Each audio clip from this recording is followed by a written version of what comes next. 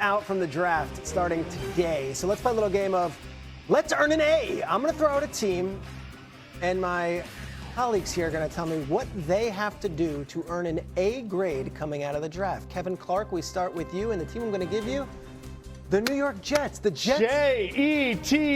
The S stands for Sonny Styles, who I think is going to be the best player in this draft. Second overall pick? I know it's trending towards David Bailey, but I'm just saying what I would do. Sonny Styles is the best athlete in this draft. He has the best tape. When you look at the Indiana game, maybe the best tape anybody's put on in years, frankly. And I just feel like a guy in space who can be an eraser at the linebacker position is what every single defense needs in 2026. When I had Ryan Day on my show, he said he quit basketball because in 8th grade, Sonny Styles dunked on him. He said no more. That's the kind of guy he is. Casey Concepcion will be my second pick, somebody opposite Garrett Wilson. I just think there's a way to build a real contender in New York this year. Your thoughts of an off-the-ball linebacker going second overall? It seems like a reach, but at the same time, for the Jets, you ask how do they get an A? You had classes in college where as long as you showed up, like you got an A, you got a good grade. The class was that. For the Jets right now, they don't have anybody. Like they need to just get best available players. So when you talk about Sonny Styles, like you get a guy that can get out there and play football at a high level and produce.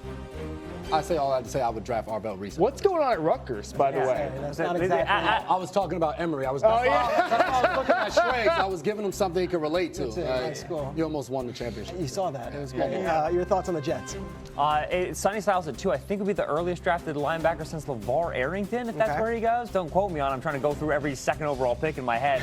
Listen, impressive. But listen, 6'5" doesn't come around every single year at linebacker now, though, in terms of the pass defense that you can get, right? The way you can cover some of these zones. And then, of course, he has on-ball ability as well. We just didn't see it as much because they also have this Arbel Reese cat. I don't know if you've heard of him. This is a loaded team there with Ohio State. And so it would be shocking, but it would be understandable if Sonny Styles goes to the Jets. Yeah. Shocking but smart. Shocking but smart. And guess what, Kevin? Your opinion, it does matter, and everyone should have one. And it's just the value of the player is why he's not going there. But right now, it seems like Reese and Bailey are the two names that are tied the closest.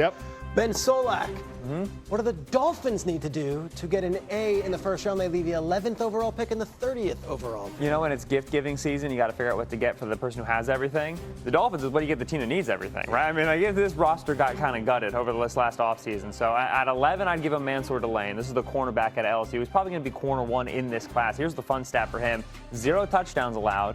0 penalties called on him in his last season there at LSU. That's a coach's dream right there. Sticky man coverage, only 6 receptions allowed in man cover. They're at a spot where you need to be building around premium positions, and we know that having that cover corner allows your pass rush to be a little bit more effective. So Delane, and then at 30, I would go Denzel Boston, big-bodied receiver out of Washington. This team under Mike McDaniel is built for speed, right? We know they were undersized. Tyreek Hill, Jalen Waddle. It was all about winning in space. So as you retool this roster now, reimagine it, you got to bulk it up. You have to be willing to get bigger players out there. Denzel Boston is the best traditional X receiver in this class. Pick him at 30. J-Mac, you played defensive back for 13 years in the NFL. Mansour Delane, what do you make of him and his tape? I love it, and what I liked is every highlight that they put up there, he was in press coverage, and he was using his hands at the line of scrimmage, and he was getting after guys. For the Miami Dolphins, last year, they were basically bringing guys in August and just throwing them out there at cornerback with Sewell Douglas on one side, Jack Jones on the other side. Neither one of those guys started the training camp with that prospective team. So getting a guy like Delane to be able to put out there and say, hey, we have a new guy out there that can grow and be our cornerback 1 and lock down a side of the field or lock down a wide receiver will go a long way. I love the Boston part of it because they paid Malik Willis. You have to get more weapons on the outside for him to be able to show what he can do. Yeah. All right, Kevin Clark, this one is going to move the needle here. The Cleveland Browns have the 6th and the 24. You would give Cleveland an A if they got who in the first round? Carnell Tate, Ohio State guy, local guy. I'm just shouting out a bunch of Ohio State guys. That's okay. Probably because they produce NFL talent at a better rate than anybody these days. But Carnell Tate would be a fit with an offense with Shedeur Sanders in the short term. Shedeur Sanders likes to hold on to the ball a long time. Carnell Tate's going to get open downfield. He runs really good routes. He works his way back to the ball. Give me that, then offensive line help in the 20s later in the draft, maybe trade back. But Tate is the pick in the top 10. All right, speaking of the Browns, their new head coach, Todd Monken, sat down with, Kevin Clark at the league meetings. Bang. And he gave him some insight on the Shedeur Sanders situation in Cleveland. Take a listen. I think you see playmaking ability. I think you see a player that is confident in his skill set. So when you see that playmaking ability and inner confidence, you say, okay, there's something to work with there. So I think that's the thing that excites you. What you see on tape are those aspects, a very young player that really didn't grow up in a pro-style offense. It's not his fault. Our job is to develop all the players that show up in the building and try to get the best out of all of them. That was recorded last week at the league meetings. We also learned that Shedeur has been in the building, in the facility, while Dillon Gabriel is not. And Deshaun Watson was there, and he wasn't, but he's been working out with the receivers. So, Kevin, speaking with Monken, do you think Shedeur Sanders should be the starter in Cleveland coming out of this thing? Yeah. Absolutely. Absolutely. I wouldn't bring anybody else into that room. I would not include Deshaun Watson in this quarterback competition. I think it's a waste of time for everybody as far as what the Browns are trying to build. I also think it's chasing after justifying that decision and trying to make it look better than it actually was. It was the worst trade in NFL history. For Shedeur, I think it should be Dillon Gabriel versus Shedeur in camp. Shedeur wins that competition 100 times out of 100. He has a higher ceiling. He showed better film last year. I just feel like, listen, maybe he's not your franchise guy for the next 10 years, but in 2026, let's see what he can do. I'm going with Shedeur. Give him a tryout, give him a long runway, give him that confidence, with that playmaking ability and that confidence that Monken describes shine through. That's bold. J-Mac, Deshaun Watson apparently is healthy. The last game he played in was on October 20th, 2024. It's been 536 days since we've seen Deshaun Watson in an NFL game.